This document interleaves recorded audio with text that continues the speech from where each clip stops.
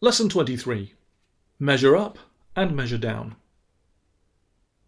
How are you doing relative to others? Do you measure up? Are you at the top of the heap in the thick of the pack or lagging behind? You know where to place yourself if you want to be miserable. You need to look bad. One solution is genuinely to lag, but this is hard to do on every possible measure. Just when you succeed at berating yourself for your uselessness at volleyball, some cheerful spark within will remind you of your shining knowledge of astrophysics. Instead, compare yourself to others in such a way that you almost always look worse. There is a fiendishly clever way of doing so that those with an innate talent for self-deprecation learn without knowing they are learning it. Fortunately, these kinds of machinations tend to work best if you don't know that you're doing them. So if you read the strategy here, you must make its practice as automatic as possible and then forget that you ever heard it. Imagine that you walk into a party. You have been casually following the recent election campaign. You are moderately competent on the guitar, and you are childishly pleased with the new jacket you are wearing. You look around.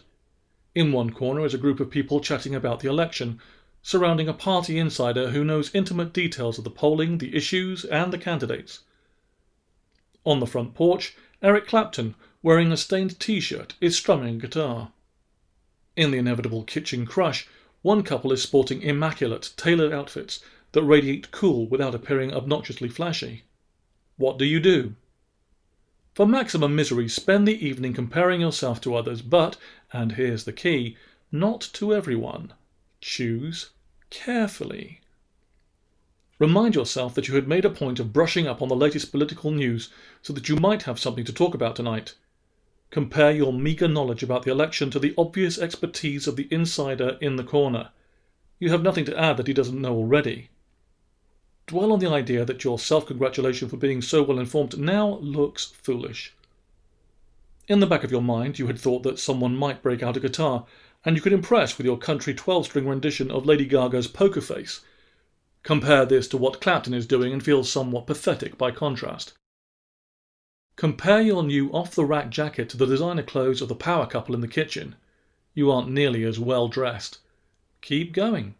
Compare your hair, teeth, age, physical condition, social skills, job, income, travel experience, skill set, spouse, relationship history, friendship network, sense of humor, number of languages spoken, ability to dance, vehicle, choice of beverage, upbringing, education, address, and anything else you can think of with the other people present. It doesn't really matter whether you know all of the details for the people around you. Make assumptions. But do not compare your clean and new jacket to Clapton's ratty t-shirt, your guitar skills to the tone-deaf political operative, or to the election knowledge of the clueless power couple in the kitchen. Every comparison you make must be downward, with you at the bottom end. Similarly, avoid comparing yourself to the group at large. If you do so, you may come across as better dressed, more musically talented, and better informed than average. You don't know particle physics as well as Stephen Hawking over by the piano, but you seem to grasp the basics about as well as the person next to him. Your slacks are no match for Donatella's leopard prints, but they're fine by the standards of the group. This will not aid you in your quest. Instead, choose a person representing the high end of the continuum on every variable and compare yourselves to them. Select the person with the best haircut and feel like a slob. Find the owner of the Lamborghini and feel humiliated by your old beater. Listen to the amateur sommelier exclaim over the mushroom notes in the wine and tell yourself that you are hopelessly unsophisticated by comparison. You don't have to wait for a party invitation. You can do this anytime, at work, in meetings, walking down the street, in restaurants, meeting up with friends, watching people on television, or even just sitting alone at home. If you find it difficult, you might try specializing in a few categories. Your weight, your thinning hair, your income, your ability to cook sample green beans. Practice downward comparisons with those few characteristics until you have perfected the art. Then you can branch out, generalize, and make yourself feel globally inadequate. Sometimes you'll realize that you are indeed at the bottom of the pack. All of these people are marathoners, and you haven't jogged in decades. Carefully avoid reminding yourself of your other qualities. While they were out running, you were raising children and learning bookkeeping. These observations will only lessen the sting. You must also avoid replacing envy with admiration. Feel crushed by their achievements, not inspired by them.